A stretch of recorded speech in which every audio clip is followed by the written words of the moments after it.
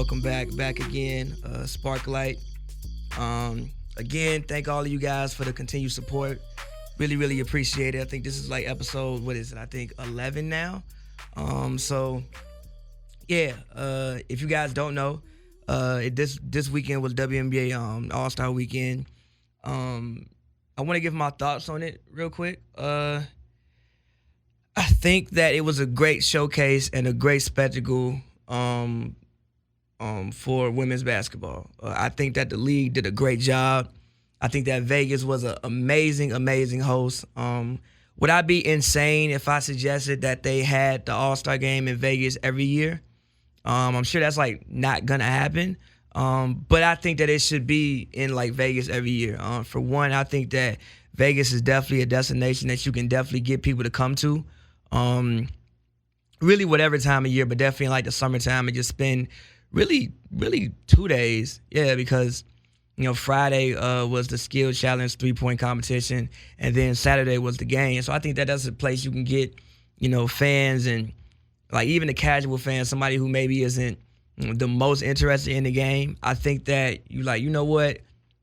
WNBA All-Star Weekend, Vegas for 2 days. Why not? I'll go do that. I remember before we even got a chance to cover the Sparks, I remember I was talking to my homie Damien this year, earlier in the year, and we knew that the All-Star game was in Vegas, and usually we go to Summer League. At least we went last year to Summer League, and we were talking about just going to WNBA All-Star Weekend. I was like, yo, like whatever, I'll go. Like, fine, I get to go to Vegas for 2 days. I will never pass up an opportunity to go to Vegas for 2 days. So I think it should be there consistently. And again, I think it was a great showcase for women's basketball. Liz Cambage was far and away the star. And I think that, for one, I think she's like a needed human being just for women. I think that she's a needed figure for women. I think that a lot of like tall women or tall girls can look at her and draw some inspiration.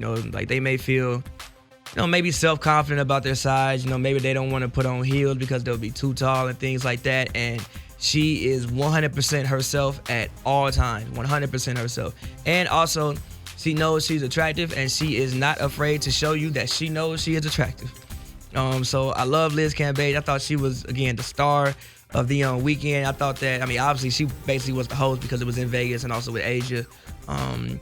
Unfortunately being sidelined with a injury. She was really, the host for Vegas. And I think she did a great job. Also, shout out Erica Wheeler for winning the MVP award. She was insane in the game. Even me, I don't think I've gotten a chance to see the Fever play yet. They played the Sparks, but I don't think I saw that game. Yeah, I don't think I sat down and really watched that game. I think I was back in Chicago when that game happened. So that was basically my first time really seeing her play. And hey man, she can shoot.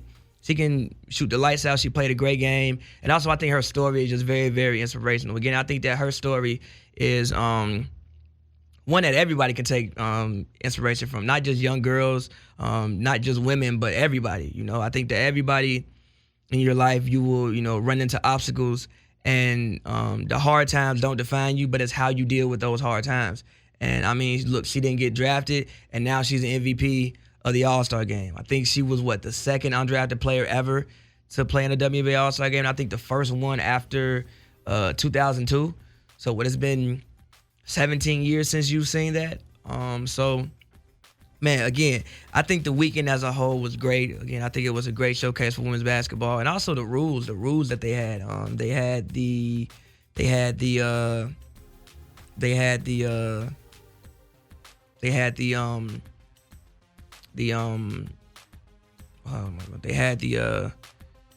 lost my train of the 20-second shot clock rule. The 20-second shot clock rule, which I actually thought was kind of cool. It definitely not, obviously, they weren't out there playing, all world defense. Look, it's an All-Star game. Like, nobody's really out there. One, everybody wants to come away from All-Star weekend. You want to go out there, have fun, and most importantly, do not hurt yourself is the most important thing in a All-Star game. Make sure that you come out of it alive. So nobody was playing crazy defense, but I still did like the 20-second shot clock. It definitely made the game move much faster. You definitely saw much more transition plays. I don't know how many threes were taken, but it was a lot. I think it was over 100 combined threes. And I think for the casual fan, like, fans love shooting, fans love three-pointers. I mean, you see what the NBA does. You see how popular Steph is in the NBA. So I think that fans love that, and I think that that's something that I don't want to say they should use it yet, but I do think that, maybe in the preseason next season, you experiment with it, see if you like it, do a couple preseason games like that, and go from there. I think that's something that maybe you might see instated 2 or 3 years down the line, and I wouldn't really hate it. I think it would. I don't want to say it would take away from offense. It would just force you to get into your sets quicker. And again, it would definitely speed the tempo of the game up. There would be more possessions. In turn, there would be more points. In turn, you would see more players averaging 20 points.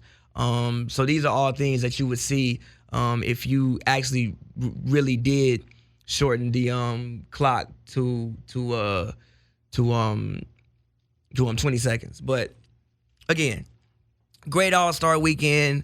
Again, I want to commend the league. I want to commend Vegas, and I definitely think that they served themselves well with this All-Star weekend and game. And I think they earned themselves some new fans. I think they really, really earned themselves some new fans. I mean, Brittney Griner dunked 4 times. So all of you guys that love seeing dunks, that don't want to watch it because they aren't dunking, Brittney Griner dunked 4 times in the game. So there you go. You even got that. If you were somebody who wanted to see dunks, you even got to see dunks. You got to see everything you could possibly want to see in this All-Star game. And I thought it was great. I think my favorite moment was when Vandersloot and Quigley, if you don't know, I think, if I'm not mistaken, I don't want to say they're married, but I think they are in a relationship together. And I think Quigley shot a 3 over Vandersloot. And, I mean, that was hilarious to me. Like, I would have loved to hear that conversation, or just, hear what they talked about when they went home after that. Because I'm sure, like, if I was hooping with my girl and she's cold and I, give her a move and drop her like that, she gonna hear about it later. So again, man, I think it was a great All-Star weekend, but now it's time to get back to the season. Actually, the Sparks actually ended up practicing today. Obviously, I did not today, as in Monday. Obviously, I was not able to attend the practice because I'm here with you guys, here talking to you all, here, discussing the Sparks. But I think that now getting back to the season, after All-Star break, there's always that you start to see who the real teams are. Okay, these teams are kind of out of it. Even if they do make it, they're not real contenders. You have teams that start to heat up. Last year in the NBA, the Rockets heated up after All-Star break. I think they had the best record in the league after the All-Star break. And you also have those teams that start to slide. They come back to earth a little bit. And then you have those teams that you don't really know about yet, but you know that the potential is there. And I think that that's where the Sparks still stand at. Again, I've said it. Nobody really knows what this team can be. Like, no one knows, because you've never really seen this team as it was constructed, as it was supposed to be constructed, on the court together. I think that you're probably the biggest question in the league, and I think that that's scary. I realistically believe if they can get healthy at the right time, and get everybody back, you're looking at a great team. I mean, you're looking at a team that, obviously I think the Aces will be hard, but same time, Asia's out. Asia has a high ankle sprain. Those aren't like regular ankle sprains, so that takes a little bit longer to heal. So she's out. So, she might not even be healthy at the right time. And then you can't just come off an ankle sprain and just get back to hooping. Like, you can't come off an injury like that and just get back to hooping like you were before. Like, it just doesn't work like that. That's why even when the Warriors threw KD out there in the finals, the whole time I was saying, I don't know if that's a good idea. And if he's not back by the conference finals, I wouldn't bring him back, because I just don't understand how you going to come off not playing basketball for a month, 2 months, and then just get inserted into an even higher level of competitive basketball and just go back to doing exactly what you were doing before. In my humble opinion, it just doesn't work like that. So if the Sparks can, get everybody healthy, get everybody back a couple games before the playoffs, so they walk in feeling confident, having an idea, of how the team can fully flow. Man, I think that this is a very, very dangerous basketball team, and I realistically do not know if they can be beaten. Again, it would be very, very tough, but, look, you got Candace out right now. I've seen Elena play like 4 games all year. She's been out. People forget. I think because of how her season's going this year, people don't really realize that she's a 2-time Defensive Player of the Year. So she helps a lot when she comes back in. I think forgot who the game was against this year, but she had 6 steals in one game. Maria Vadia. Look, the first game of the season, she looked like the best player on the team. She was up there running up and down the court looking like Paul Gasol. She come back, she get healthy. Look, man, and Raquana, obviously, she's on suspension for that incident that happened with her. Look, I think I did the count last time. She would come back. Let me look. I think she has 7 games left on that suspension. So that would put her at, she wouldn't be, let's see. Okay, they play the Aces on Thursday. Then 1, 2, 3, 4, 5, 6, 7. So she would probably be back on August 25th. Look, she has a minute before she comes back. But, that's still 1, 2, 3, 4, 5, 6 games before the playoffs. So even though she'll be out for a certain amount of time, she still has 6 games to, catch a rhythm heading into the playoffs. And especially with, the first 2 rounds being, single game elimination, you kind of really don't know what can happen. So, the best team won't always win. It'll just be who was better on that particular day. Also I think one thing that's going to help them is you really not going to have a scouting report on them. You really won't know what this team, and if you do, you have a very small sample size. You'll maybe have 5 games you can draw from, to look at this team at its full capacity, as opposed to other teams who've been healthier. You have 30-something games worth of evidence and 30-something games worth of film that you can pull from. You got 4 games, you really still don't know what they do, because they might not know exactly 100% what they do. They might not even know the full capacity and the full what's the word I'm looking for here? The full capabilities of this basketball team yet. And I think, and look, man, I think that's a truly scary thing. We'll find out more on Thursday. And I think the Thursday matchup is, again, I was originally supposed to be in Chicago for this game. I was just wanted to, go back, see some family, see some friends. But I looked at the schedule and I'm like, oh no, I can't miss this game. I can't miss the Liz Cambage, Kalani Brown showdown. I think especially coming off, All-Star break. I think everybody knows it's time now. And also for Liz, Asia is out. So it's time for Liz to even step up even more. So I think it'll be a very, very interesting game. I think because the Sparks aren't as healthy as you would like, obviously I think Vegas has maybe a little bit of a better team in theory right now. But I still think it's a pretty evenly matched game. I don't think that the Sparks will be completely overwhelmed in this matchup at all. And it's in LA. They'll finally get some practice time in again. I'm pretty sure they'll practice at least two days in a row, maybe 3.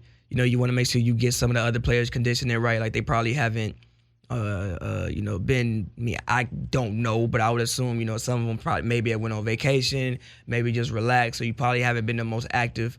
So you want to get in, practice, make sure you get your rhythm back, you get your stamina back, you get your win back.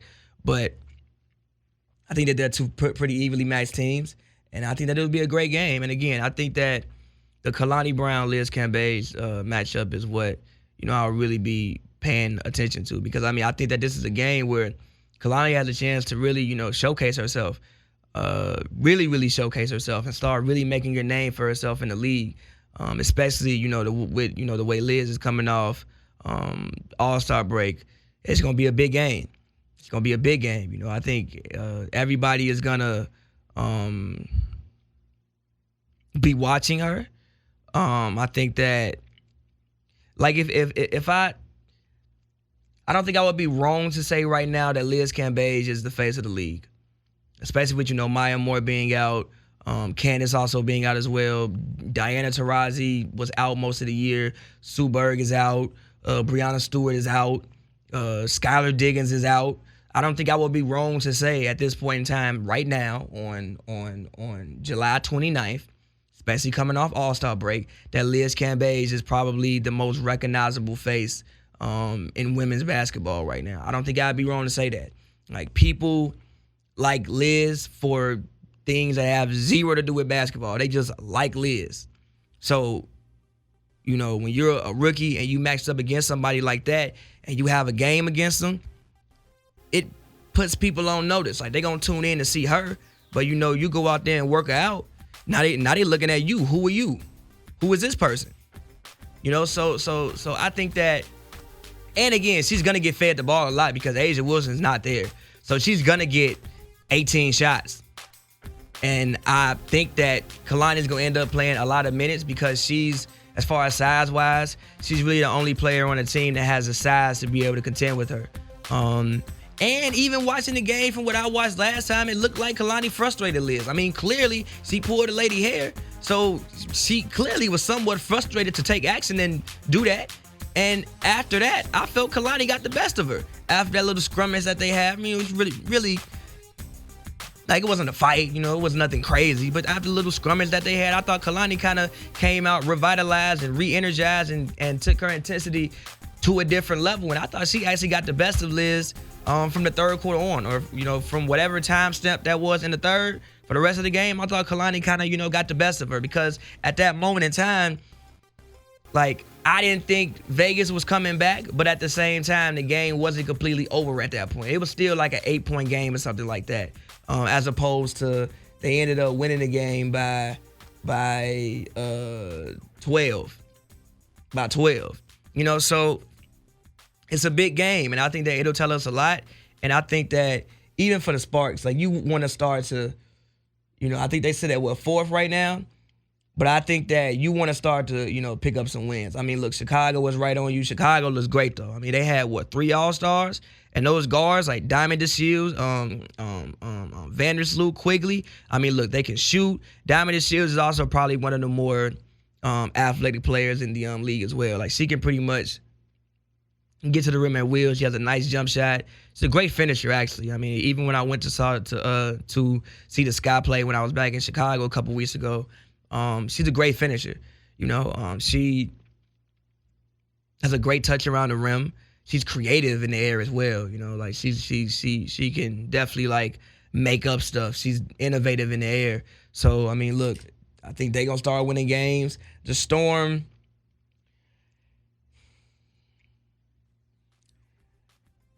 they're going to keep winning. It's going to be a full team effort for them every single night. I mean, the games in which I've seen the Storm, the issue with them is Jordan Canada can, kind of go one-on-one. But other than that, they don't really have any one-on-one players. So when you don't have one-on-one players, you have to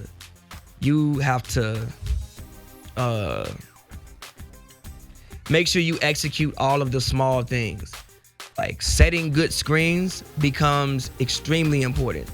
Coming off a screen becomes extremely important. Just paying attention to the small, minute things of offense becomes very important because you don't have somebody you can just dump the ball to, walk on the other side of the court and be like, figure it out. Like, if you got, Raquana on your team, you got a Chelsea Gray on your team, you got a Chrissy Tolliver on your team, you got players like that on your Diana Taurasi, Kia Nurse, you got players like that on your team.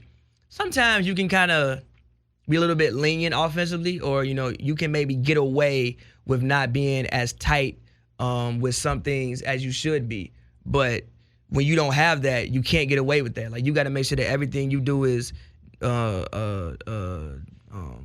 precise, to the point, and execute it well. So, but again, I still think that they'll win games. Obviously, the Mercury, now that Diana's back, I think that they'll start to, win some more games. I mean, they sit at 10-8 right now. So you don't want to start sliding, because you start sliding, I mean, you could realistically end up the 7th or 8th seed. I don't think out the playoffs at this point. I don't think that New York is gonna, win enough games to end up getting a playoff spot. But still, I mean, you don't want to make it any more difficult for yourself than what you have to. So I think that they know that. I think that they recognize that. And again, like I think it should be a very, very interesting end to the season, and I'm personally excited to see it. I must say, man, with my first year covering the league, I think that I was blessed to come in at a great time, and I think that the fact that so many of the more household names are out, I don't want to say helps the league, because it never helps the league when you don't have your best players playing. But I definitely think it feels like a new era, a new type of like generation, a passing of the guard sort of year, where you have new teams that are premier teams in the league. Like, I think that the Lynx had always been a more premier team in the league. I think that also the Mercury had also been a more premier team in the league, as well as Seattle. And now you have a team like Vegas. That's probably one of the more recognizable. That's probably actually the most recognizable. Well, obviously besides the Sparks. I mean, the Sparks are obviously long-standing culture of winning, great culture. But as far as one of the more newer teams, I think that's Vegas. And so I think that's great. It's the more stars you have, the better. And some of the other stars can't shine if the other older players are still there, because they just won't get the opportunity to. Like maybe if Diana, Sue Bird, Candace Parker, Maya Moore, Skylar Diggins, if all these people, Breanna Stewart, if like all these people were had the luck of the Bill of Health on their side, maybe Erica Willer doesn't get to be an all-star. Maybe you don't get to know her story and know her and her incredible journey to the league. Maybe Nafisa Collins doesn't get to be a first-year all-star. Maybe these things don't happen. Maybe Liz doesn't get to be. I mean, obviously she would be a star because she's Liz, but maybe she doesn't get to be, I think, as big of a star, or as have her star be as uncontested by anybody right now. If everybody was around. So I think I've just been blessed to come in at like a great point in the league, and also blessed to come in when I even think the athletes are just looking different. Like, even when I was watching the 3-point shootout, I'm like, yo, they have perfect shot motions. Shot motions that they shoot look better than what the men shoot half the time. So I mean, I think that we're headed for a great era in women's basketball, man. And I'm just happy that, when I cut on my TV, because I really don't even watch too much TV these days. But when I, hop on the internet, at least I'm seeing basketball discussions. Even if it's, you retweeting something and making a joke, at least you putting a highlight out there and putting awareness out there for people. Because you may find it funny, the next person finds it cool. So now they go research it, and now they a fan.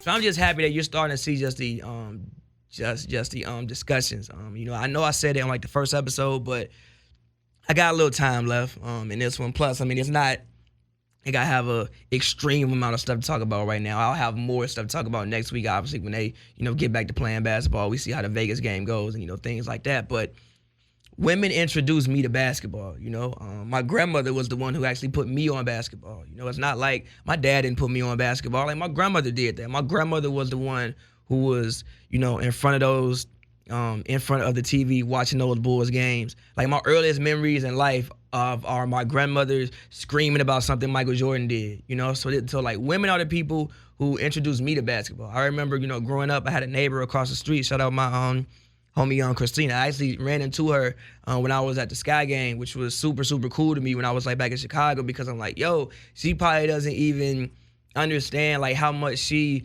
legitimized women playing sports in my mind from just like an early age. Like I think some people, I think the way certain men have kind of sexist views about women in sports, or women in basketball, or just women's sports in general, is because they've never had a woman kick their ass at some sport.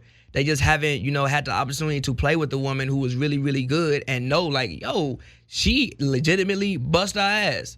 And luckily, I'm happy I've had those experiences when I was younger. Like I remember playing against Christina. She used to give us drugs. She was like the coldest basketball player on our block, like to the point where I'd be like, yo, you're going to WNBA, you're going to WNBA, you're going to WNBA. But also same time, like the WNBA wasn't always a thing when she was alive. Again, she's born in 91, I'm born in 91. We remember when the WNBA started, but it wasn't like something that you had grown up and didn't know a world in which it didn't exist, So I'm happy to be covering the league because, again, women are the ones who put me on basketball. Like, that's who, that's who did it. It wasn't my dad. It wasn't like I don't have brothers and sisters, so it wasn't them. It wasn't like an uncle of mine. It was women. Like that was the one thing that me and my grandmother would do together. We wouldn't watch anything else together. But if Michael Jordan was playing basketball, we had that one common interest and that, one common thing. So it's always been legitimized in my mind that, hey, women can play basketball. Women can be, sports fans, and you should respect the game. Because again, if you respect basketball as a whole, there's no way that you can watch a WNBA game and think, oh, it's less than. Like, and if you think that you can do that, then you just don't like basketball the way you say you like basketball. Because even like every time I ask, people about it and they say things like, oh, dunking or, things like that, I'm like, yo, but you got to understand that none of these things are technically basketball. Like, this is just highlights. That's a Free Dawkins compilation, bro. This is not basketball. Like if you enjoy basketball, it doesn't matter if 4-year-olds are playing it or if 60-year-olds are playing it or if the most athletic men in the world are playing it or if women are playing it. Basketball is basketball. The principles do not change because, the age or the gender changes. It just doesn't. It just doesn't. Now, again, maybe age and gender, you see different things happen. Like, obviously, you're not going to see, these days you might, because these kids are, like, insane. But you're not going to see 12-year-olds out there, flying sky high. But if you appreciate basketball, you can watch them and be like, okay, I see what you're trying to do. I see what's going on. A pick and roll is a pick and roll no matter who runs it. Same pick and roll. The pick and roll don't change. Ain't like the elements of the pick and roll change. Now, what you do when you get to the basket may change, but still, a pick and roll is a pick and roll. Basketball is basketball. So if you enjoy the game of basketball, man, there's no way that you can you can't cut on a WNBA game and understand that what you're gonna get is a quality basketball.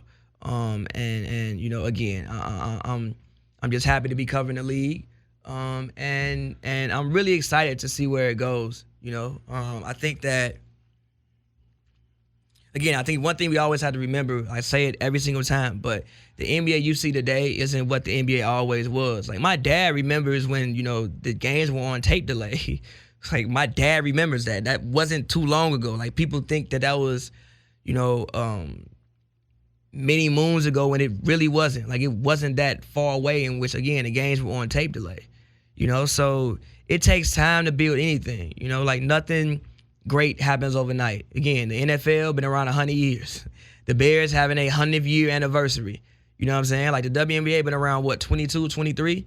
So things take time. Like, nothing, Rome wasn't built in a day. I know it's an old cliche, but Rome literally was not built in a day. Like, it took people, Rome was around 800 years, probably more than that, actually. But Rome was around a very long time. So the Rome that, you saw as the great ruler wasn't always what it was. So again, I think if you give the league time to grow, give the league time to get new superstars, it's that's why I'm so proud and I always smile when I see Liz do anything, because I think that she's just so great for the league. I guess I can wrap it up with this.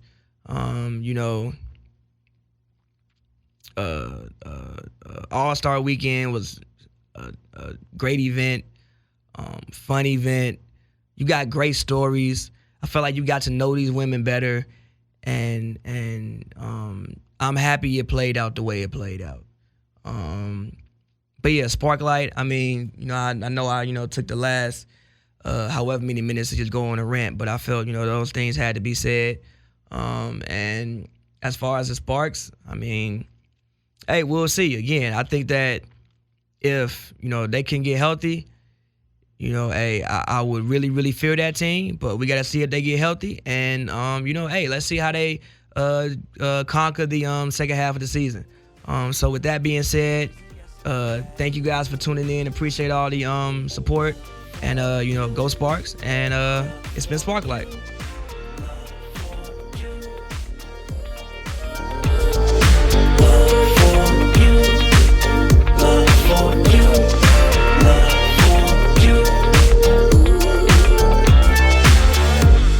Got me up so high, I'm going down my mind for you.